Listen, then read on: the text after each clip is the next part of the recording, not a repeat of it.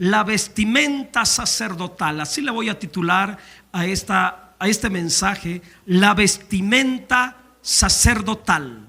Y para ello voy a leer de nuevo ahí en Levítico. Usted escuche por favor, capítulo 8, versículo 4. Hizo pues Moisés como Yahvé le mandó, y reunió a la congregación a la puerta del tabernáculo de reunión. Muy bien, aquí comienza a narrarse acerca de la vestimenta sacerdotal.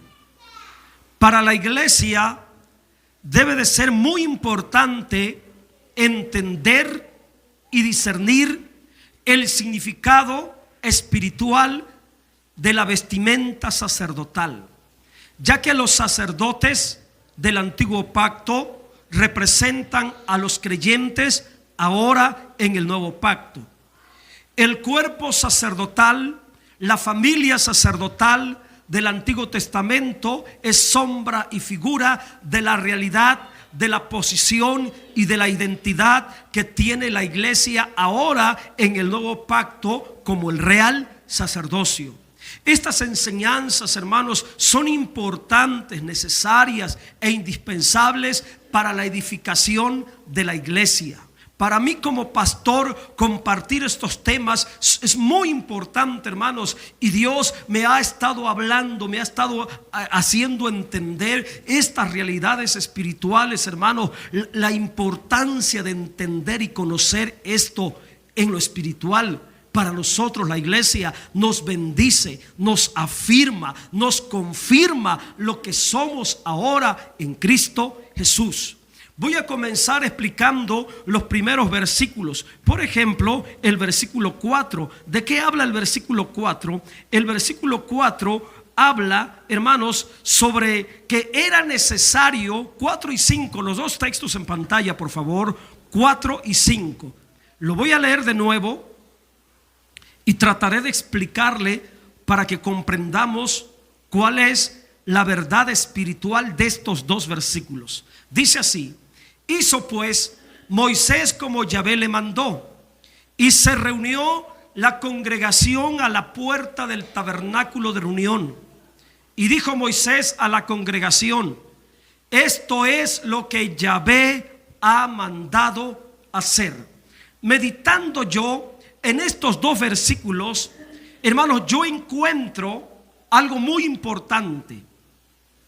Lo que yo logro discernir en estos dos versículos es lo siguiente: es necesario que la congregación reciba el testimonio de Dios. La iglesia como tabernáculo de reunión debe de tener y debe de recibir la revelación de la voluntad de Dios. Antes de que Moisés vistiera a Aarón y a sus hijos como sacerdotes, antes de que Moisés derramara el aceite de la santa unción sobre la cabeza de Aarón y sobre las cabezas de sus hijos, Dios ordenó que la congregación, que el pueblo de Israel estuviera presente para que recibiera el testimonio, para que recibiera la revelación, hermanos, del nuevo, la revelación del sacerdocio, la revelación de Aarón y sus hijos como sacerdotes. Por eso dice que Moisés ordenó y mandó, le habló al pueblo, y el pueblo o la congregación dice que se reunió a la puerta del tabernáculo de reunión. La congregación y el tabernáculo de reunión representan a la iglesia, representa a nosotros los creyentes. Nosotros como iglesia, nosotros como congregación, nosotros como pueblo de Dios, tenemos que recibir el testimonio de Dios. Tenemos que tenemos que entender, tenemos que comprender cuál es la voluntad revelada de Dios.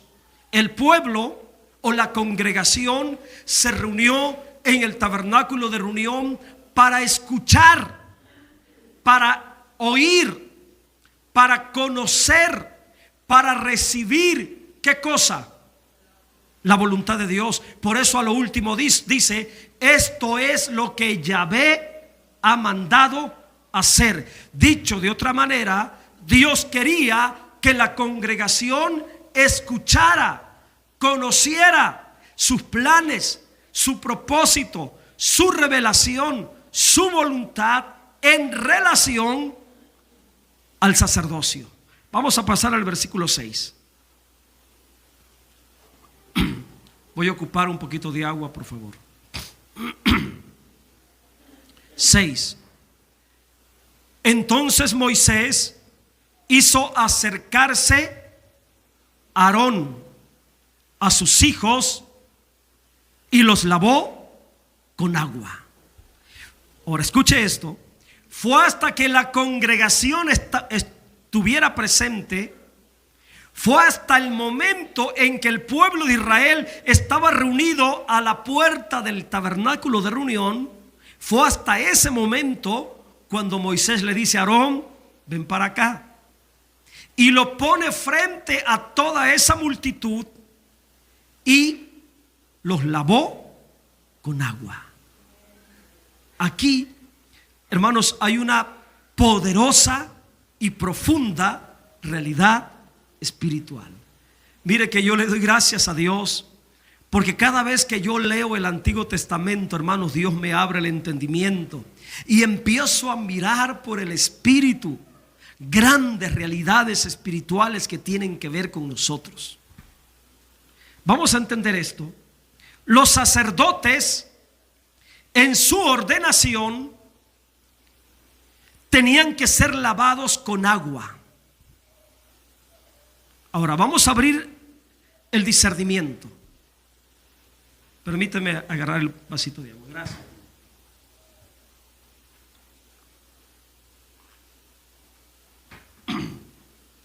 Los sacerdotes en su ordenación tenían que ser lavados con agua. ¿Por qué agua? Era lo primero. Cuando Moisés decide por voluntad de Dios consagrar a Aarón y a sus hijos como sacerdotes, lo primero que hace es que los lava con agua. ¿Qué significado tiene el agua?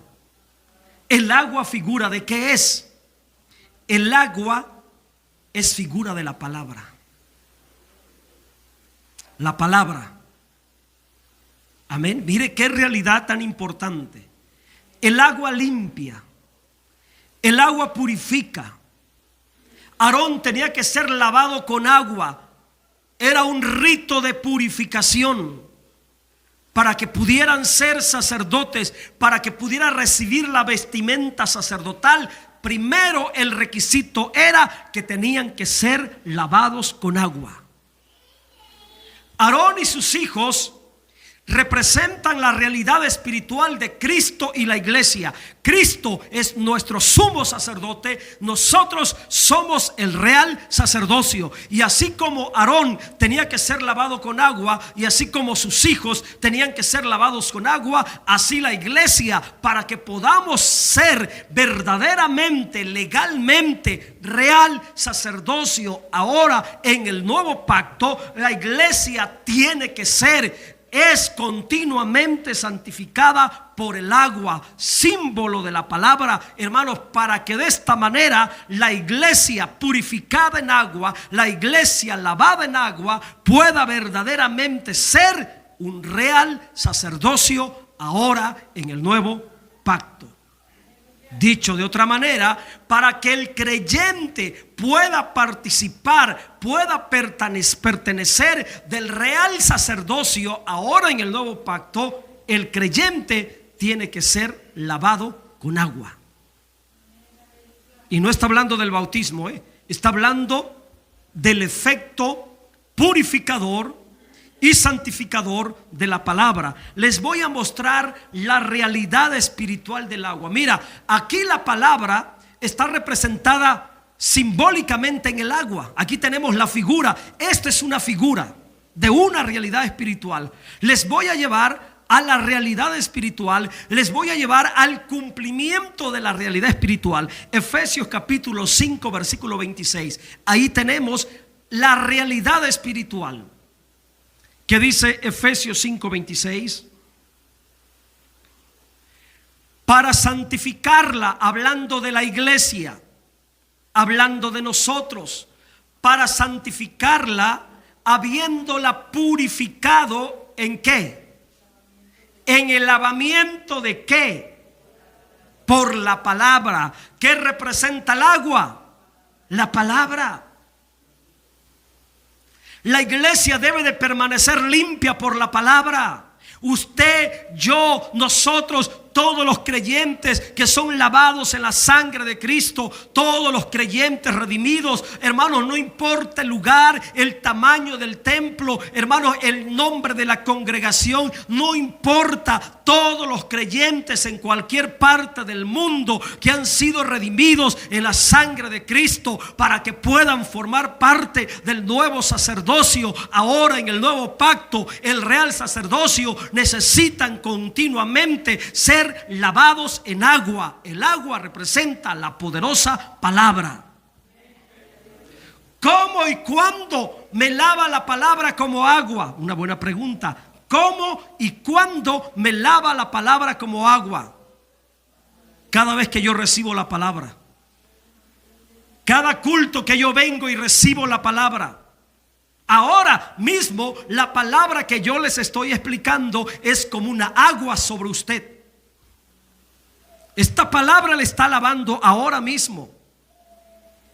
Cada culto, en cada reunión, cada enseñanza, cada estudio bíblico, cada predicación, cada mensaje que yo escucho, que yo recibo en mi espíritu, cada palabra, cada porción de la escritura que entra a mi espíritu, en cada promesa que predico, cada comentario, cada texto que comparto, todo lo que enseño, predico, hermano, la palabra al entrar es como agua limpiando nuestra vida. El sacerdocio del Espíritu se mantiene limpio por el agua. Y estoy hablando en una realidad espiritual. La iglesia como real sacerdocio se mantendrá limpia por la palabra, porque la palabra le limpiará como agua sobre su vida. Usted como real sacerdocio no puede mantenerse en santidad si la palabra no le limpia. Por ello, cuando el creyente deja de escuchar la palabra, cuando el creyente se ausenta, se distancia de la palabra, hermano, se aparta de la palabra, en ese momento el creyente se vuelve sucio, impuro, inmundo. La palabra es indispensable. No puede faltar la palabra de Dios en nosotros. No puede estar ausente la palabra de Dios en nosotros. Si la palabra como agua no está lavando mi ser, imposible que yo pueda vivir en santidad. Porque muchos creyentes dicen, es que me cuesta mucho vivir en santidad. Porque la palabra no te está lavando. Porque la palabra no está cayendo sobre ti. Aarón y sus hijos, hermanos, fueron bañados, lavados, purificados con agua. Entonces, lo segundo, hermano, fue la vestimenta sobre ellos.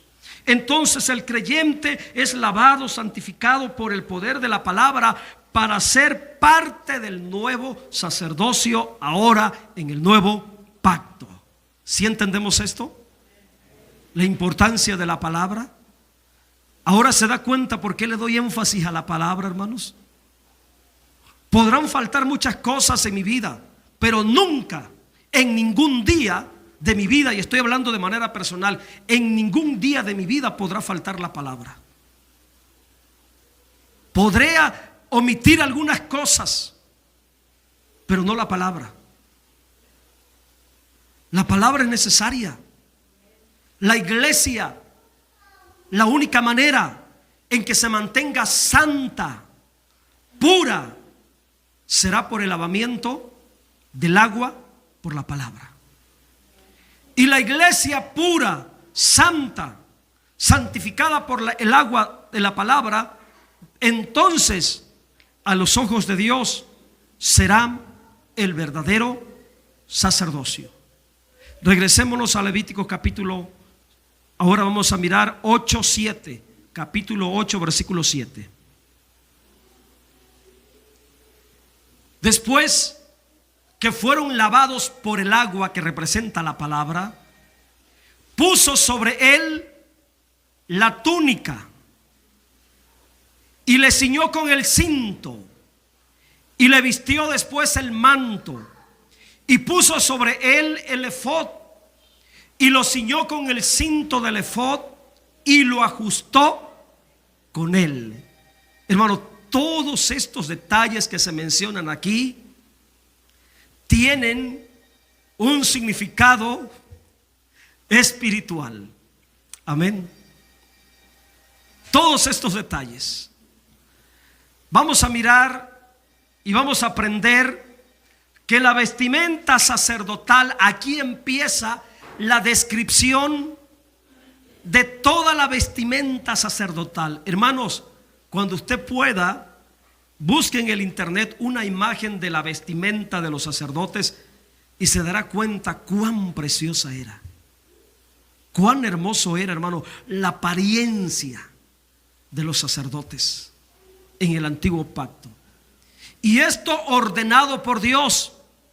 La vestimenta del sacerdote o la del sumo sacerdote, que era la más hermosa, hermanos, es una expresión de la apariencia, del testimonio, de la identidad y de la posición que tiene la iglesia ahora como cuerpo de Cristo. La iglesia es el cuerpo de Cristo. Y así como el cuerpo de Aarón, que era el sumo sacerdote, tenía que ser vestido de honra y hermosura, de gloria y hermosura, así la iglesia, hermanos, espiritualmente, como real sacerdocio, tiene que llevar una vestimenta espiritual. Estoy hablando en términos espirituales, hablando de la vestimenta, pero en términos espirituales. Amén. La vestimenta expresa tu testimonio y expresa tu posición y expresa tu identidad en Cristo. Por eso, hablando ahora sí de la vestimenta, hermanos, hablando humanamente, por eso nosotros en nuestra doctrina le damos mucha importancia a la vestimenta, porque la vestimenta expresa tu testimonio, expresa tu identidad, expresa tu posición en Cristo. La vestimenta de los sacerdotes, la vestimenta del sumo sacerdote expresa el testimonio de la iglesia, expresa la identidad de la iglesia y expresa la posición de la iglesia en términos espirituales. Vamos a mirar algunos detalles. Vamos a explicar este versículo 7 así, parte por parte, pedacito por pedacito. Usted ya sabe que así lo manejamos aquí. Es nuestro estilo. Muy bien. Ser vestido de la túnica. Después que Aarón estaba ya lavadito, bien bañadito, limpiecito, hermanos, lo que le colocaban a continuación era la túnica. La túnica. ¿Y qué representa la túnica? La túnica significa ser vestido de justicia, ser vestido de Cristo. Dios ordenó que Aarón fuera vestido de las túnicas, la túnica sacerdotal.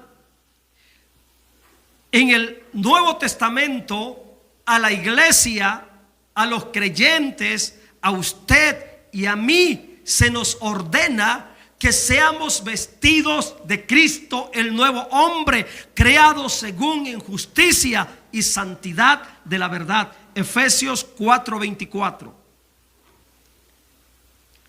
Mire la realidad espiritual, lo que representa la túnica. Aarón fue vestido de la túnica sacerdotal. La iglesia como real sacerdocio. Los creyentes como sacerdotes ahora en el nuevo pacto. ¿De qué tenemos que vestirnos? Tenemos que vestirnos del nuevo hombre. ¿Y quién es el nuevo hombre? Cristo y nosotros. Cristo y nosotros, hermanos, formamos el nuevo hombre. Ser nuevo hombre, el nuevo hombre está hablando de la nueva creación que tenemos ahora en Cristo. La nueva creación, nosotros, lo que somos ahora en Cristo, nueva criatura. Está hablando de nuestra identidad, está hablando de nuestra posición. Tenemos que vestirnos como nuevos hombres en Cristo, creados según Dios en la justicia y santidad de la verdad. Entonces la túnica sacerdotal representa la justicia de Cristo en nosotros. Estar vestidos de justicia, estar vestidos de Cristo. ¿Qué otro elemento llevaba la vestimenta sacerdotal? Regresémonos a Levítico capítulo 8, versículo 7. ¿Qué otro elemento llevaba la vestimenta sacerdotal? Ser ceñido con el cinto, ser amarrado con el cinto. De otra manera, ser fajado con el cinturón. Otra parte de la vestimenta sacerdotal era el cinto que llevaba el sacerdote, amarrado en la cintura, bien fajado. Y a mí me llama la atención el detalle del espíritu. Dice ceñido con el cinto. O sea que el sumo sacerdote tenía que llevar la vestimenta y tenía que ir bien ceñido. Nada de que anduviera todo suelto, todo flojo. No, tenía que ser bien ceñido. ¿Cómo entiende usted la palabra ceñido? Bien ajustado, bien fajado, bien apretado, bien amarrado. Amén. Eso es ceñir, bien ajustadito. Entonces el cinto tenía que estar bien ajustado. Y el cinto representa la verdad, hermanos. El cinturón de la verdad. En el Nuevo Testamento, también en el libro de Efesios, dice que tenemos que llevar bien puestos el cinturón de la verdad. Tenemos que andar bien ceñidos con el cinturón de la verdad. Ahora, ¿qué significa entonces ser ceñido con el cinto? Si el cinto significa verdad, la verdad, entonces espiritualmente, ¿de qué me está hablando? Escuche y aprenda. La iglesia tiene que estar bien afirmada en la verdad. Aquellos creyentes, hermanos, que ya fuimos lavados por la palabra, aquellos creyentes que ya somos vestidos de Cristo, hermanos, lo tercero es que tenemos que afirmarnos en la verdad. Cuando el creyente dice caminaré en la verdad, andaré en la verdad, permaneceré en la verdad, cuando tú decides dejar de mentir, cuando tú decides dejar de ser hipócrita, cuando tú decides dejar de andar de chismoso, calumniador, hermanos, cuando tú decides dejar la falsedad, cuando tú decides vivir en la verdad, hablar en la verdad, permanecer en la verdad, espiritualmente, hermano, te estás ciñendo con el cinto. Y es que la iglesia, voy a decir una realidad, para que la iglesia pueda ser verdaderamente el real sacerdocio, para que nosotros como creyentes podamos de verdad ser real sacerdocio ahora en el nuevo pacto, tenemos que afirmarnos en la verdad. No podemos ser real sacerdocio si no andamos en la verdad, si no permanecemos en la verdad. Aquí la iglesia como real sacerdocio, ahora en el nuevo pacto, necesita vivir ceñido con el cinto de la verdad. Necesita fajarse con la verdad. Mi hermano, te invito, hablando ahora sí que literalmente como dice el texto, le invito a fajarnos en la verdad, a permanecer en la verdad, a afirmarnos en la verdad. Usted necesita afirmarse en la verdad. Entonces, afirmado en la verdad, podrá ser partícipe del real sacerdocio. Aarón tenía que ser ceñido con el cinto, figura de ser afirmado en la verdad, permanecer en la verdad. ¿Qué más llevaba la vestimenta sacerdotal? Le vistió después el manto. Le vistió después el manto. Vamos a hablar del manto. ¿Qué significado tiene el manto? ¿Qué representa el manto? ¿Qué representará el manto? El manto, hermanos, era un tipo de capa que se le ponía encima. Acuérdese cuando dice que Eliseo andaba arando y de repente pasó Elías. ¿Y qué le echó encima a Elías? Su manto. El manto representa estar en orden. Representa, hermanos, una cobertura. Tener el manto o ser vestido con el manto significa estar bajo autoridad. Significa estar dentro del orden. Significa estar bajo una cobertura. Significa tener la protección. Eso significa el manto. Ahora, la iglesia, como real sacerdocio, la iglesia necesita estar bajo ese principio de autoridad. Los creyentes, si verdaderamente somos el real sacerdocio, necesitamos, hermanos, estar bajo un orden de autoridad. Necesitamos estar bajo ese principio, hermano, de protección, de cobertura espiritual. Nadie está solo, nadie debe de andar aparte, nadie debe estar separado, nadie debe de andar suelto. Hermano, necesitamos estar cubiertos. Mire, nosotros como iglesia somos el cuerpo de Cristo y nos representamos en el cuerpo de Aarón. El cuerpo de Aarón, que era vestido con la túnica, con el cinto y con el manto, representa que de esa misma forma la iglesia debe de vivir, debe de caminar. La iglesia debe estar bajo una cobertura.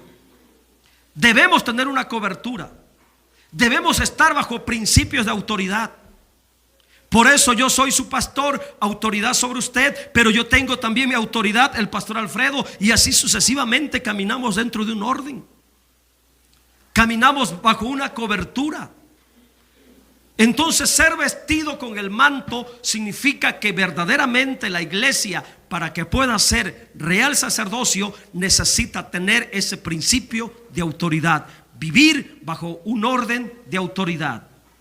El manto, que significa cubierta, significa protección, significa estar bajo el orden de autoridad, ser vestido del manto. Después, ¿qué sigue? El efod. ¿Y qué era el efod? El efod era un tipo chaleco, hermano, que el sacerdote lo llevaba, le cubría la parte del pectoral, del pecho y la parte de acá de la espalda. Era un chaleco. Y ese efod, hermanos, sujetaba, era amarrado en los extremos de acá, al cinturón. Era amarrado, tenía que ser sujetado. El delantal o el efod.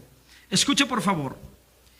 El efod mantenía la túnica, unificaba la túnica, unificaba el cinto, sujetaba todas las prendas, la ropa que el sacerdote llevaba pegada al cuerpo.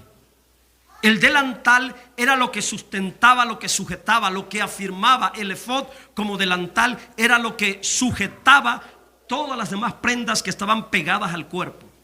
Las prendas interiores, por así decirlo, para que usted me entienda. El delantal o el efod. Al sujetar las prendas interiores, el efod representa la unificación.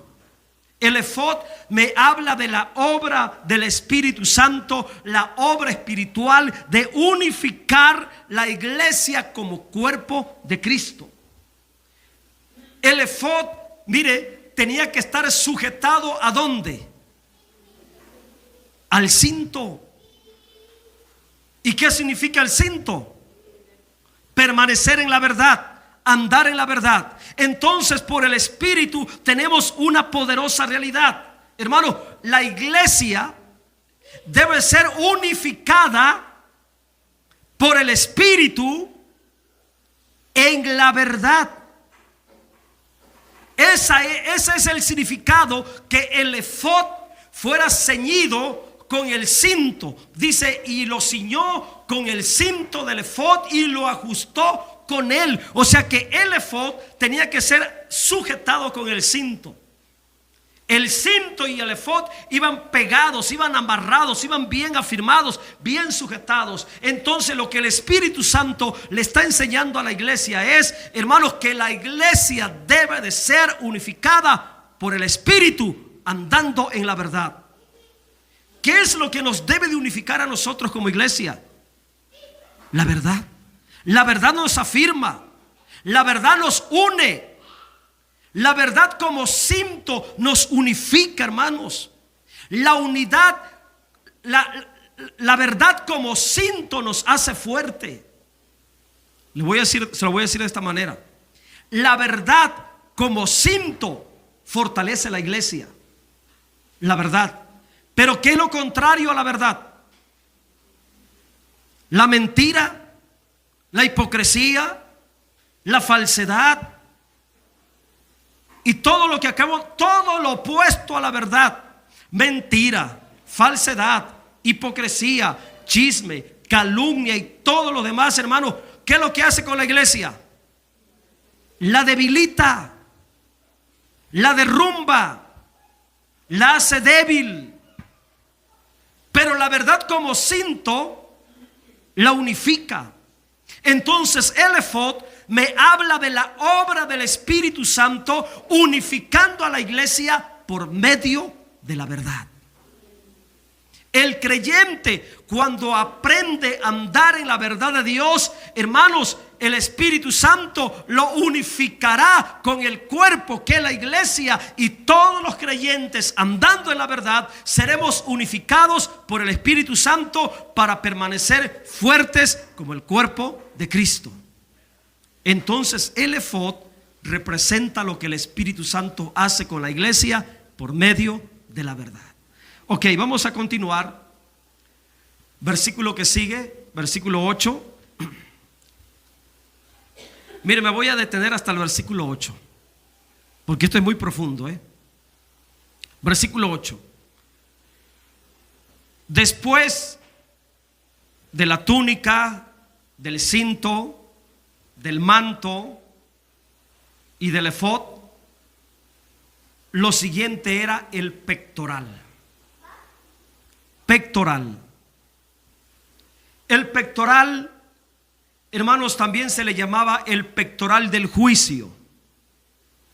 Y era una especie de cuadro, que el sacerdote llevaba aquí. Siempre cuando entraba al lugar santísimo. Cada vez que entraba, hermanos, a ministrar a Dios en el tabernáculo, el sacerdote tenía que ir vestido con la vestimenta, la túnica, el cinto, el manto, el efod, y encima del efod llevaba el pectoral, el cual lo llevaba sujetado por aquí, amarrado. Haz de cuenta como que si yo le pusiera unos hilitos a la Biblia aquí y la trajera colgada así. Ese era el pectoral del juicio. Y era llevado a la altura del corazón, en esta parte. Por eso se le llama pectoral, a la altura del corazón. Y el pectoral estaba formado o estaba compuesto de 12 piedras. 12 piedras. En su interior, 12 piedras. Piedras preciosas. Las 12 piedras representaban las 12 tribus de Israel. Las 12 piedras representaban a todo el pueblo de Dios. Y era llevado a la altura del corazón porque era muy estimado para Dios el valor de su pueblo. El pectoral en lo espiritual, hermanos, es figura de la edificación y la unificación del pueblo santo de Dios. El sumo sacerdote llevaba estas piedras sobre su pecho, aquí, dando a entender que el pueblo era edificado. Las piedras hablan de edificación, dando a entender que la iglesia es edificada como nuevo sacerdocio por el amor de Dios. Mire que el amor de Dios edifica. Y valemos tanto para Dios y somos de tan especial, hermanos, que así como el sumo sacerdote llevaba al pueblo representado en su corazón, así Cristo nos lleva a nosotros, hermanos. Somos edificados en el amor de Dios y Cristo nos lleva en lo profundo de su corazón como su cuerpo, como su iglesia.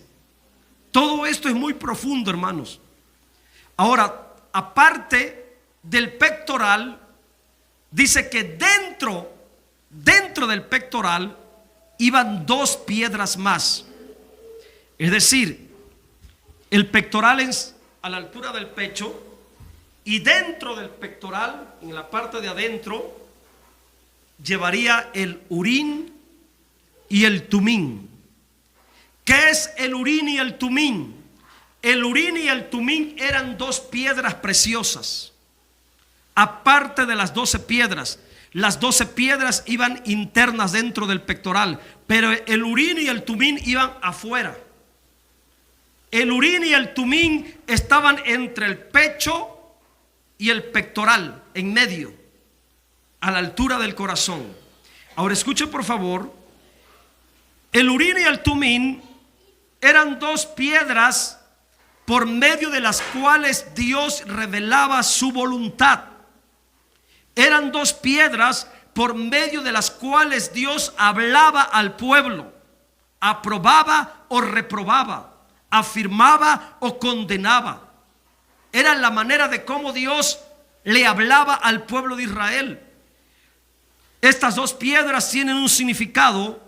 La palabra urín significan luces. La palabra tumín significa perfección. Mira el significado de las 2 piedras. O sea que por medio del urín y el tumín, Dios le daba luz de revelación al pueblo. Le hablaba al pueblo. Y por medio del tumín revelaba su voluntad perfecta, revelaba perfección. Urín y tumín son 2.